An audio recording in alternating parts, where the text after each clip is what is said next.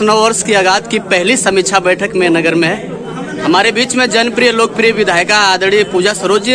विधायक जी, क्या कहेंगी आज सबको नव वर्ष की शुभ उपलक्ष्य में? सबसे पहले तो मैं आपके चैनल के माध्यम से सभी को नव वर्ष की बहुत बहुत शुभकामना देती हूँ। प्रार्थना करती हूँ कि ईश्वर सबके जीवन में सुख समृद्धि शांति और सौहार्द लाए। और 2024 के लिए आज जो हम लोग ये पार्टी कार्यालय पे मीटिंग हुई है, उसमें हम लोगों ने अपने साथी कार्यकर्ताओं को, सभी पदाधिकारियों को सम्मानित किया है।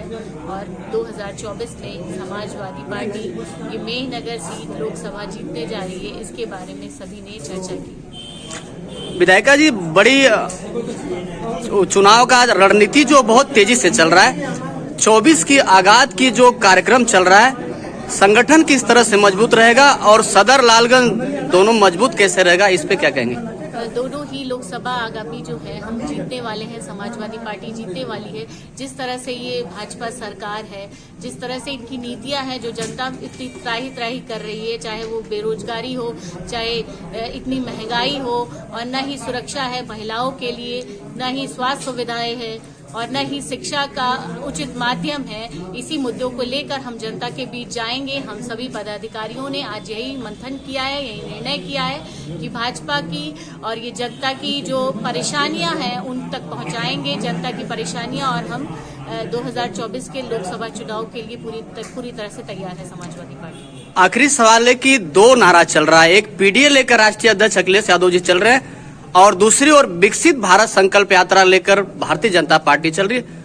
दोनों किस तरह से मजबूत होगा? पीडीए चलेगा कि विकसित भारत संकल्प यात्रा चलेगी? अभी भारत में सिर्फ और सिर्फ मुझे लगता है कि पीडीए चलेगा, और उत्तर प्रदेश में तो सिर्फ और सिर्फ पीडीए ही इस समय नारा बना हुआ है। क्योंकि विकसित भारत का जो ये अभियान एजेंडा लेके चल रहे हैं, अभी हमारा भारत बेरोजगारी से, महंगाई से परेशान है, और ये विकसित विकासशील तो हो नहीं पा रहे और विकसित भारत की बात कर रहे हैं। इसी तरह से सिर्फ और सिर्फ पिछड़ा, दलित, मुस्लिम, महिला और अन्य लोग जुड़कर एक साथ समाजवादी पार्टी राष्ट्रीय अध्यक्ष माननीय अखिलेश यादव जी के नेतृत्व में पीडीए की सरकार बनेगी। और हम सब समाजवादी पार्टी आजमगढ़ में एकदम पूरी तरह से तैयार हैं दोनों लोकसभा सीटें जीतने के।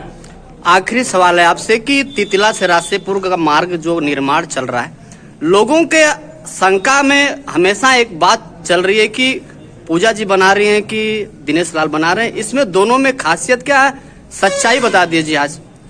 अगर ये नेहरू जी बना रहे होते या सरकार बना रही होती तो कब का बन गया होता। मैं तो हमेशा ये बात कहती हूँ कि वो रोड इतनी ज्यादा खराब थी कि वो कोई भी माध्यम बनाए। मैं पिछली बार कई बार मैंने ये बात सदन में रखी, रासेपुर तितरा मार्ग की, कि किस तरह से उस सड़क में गड्ढे कितने हो गए थे। ये बात मैंने बार बार सदन में रखी है, और मैं मिनिस्टर से भी मिली, पीडब्ल्यूडी मंत्री से भी मिली, और मैंने उनसे कहा कि अगर आपको क्रेडिट लेना है तो आप ले सकते हैं, लेकिन हमारी जनता को सुविधा मिले, हम इसी के लिए हमेशा प्रयासरत रहते हैं। हम समाजवादी सिर्फ इसी के लिए लड़ते हैं कि किस तरह से हमारी जनता को, हमारी पिछड़ी दलित जनता को किस तरह से न्याय मिल पाए, अल्पसंख्यकों को किस तरह से न्याय मिल पाए।